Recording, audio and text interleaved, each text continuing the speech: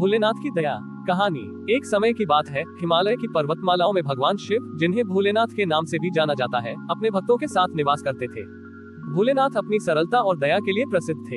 वे हर किसी की पुकार सुनते और उसकी मदद करते थे। एक दिन एक निर्धन ब्राह्मण भगवान शिव के मंदिर में आया। वह बहुत दुखी था क्योंकि उसकी बेटी की शादी थी और उसके पास दहेज के लिए धन नहीं था। उसने भगवान शिव के सामने हाथ जोड़कर प्रार्थना की, हे महादेव, कृपया मेरी मदद करें। मेरी बेटी की शादी का समय निकट है और मेरे पास कुछ भी नहीं है। भोलेनाथ ने ब्राह्मण की पुकार सुनी और अपने गणों को बुलाया। उन्होंने कहा, इस ब्राह्मण की मदद करो और इसे वो सब दो जो इसे अपनी बेटी की शादी के लिए चाहिए। भगवान शिव के गण तुरंत उस ब्राह्मण के घर गए और वहां सोने, चांदी, अनाज और कपड़ों का भंडार भर दिया।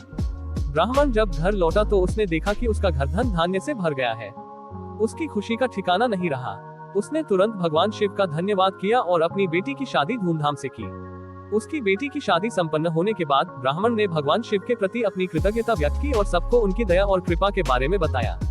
इस घटना के बाद सभी लोग भगवान शिव को और भी अधिक श्रद्धा और भक्ति से पूजने लगे।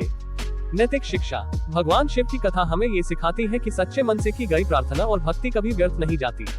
भोलेनाथ की दया और करुणा सच्चे भक्तों की मदद के लिए हमेशा तैयार रहती है। विपरीत परिस्थितियों में भी हमें धैर्य और विश्वास बनाए रखना चाहिए।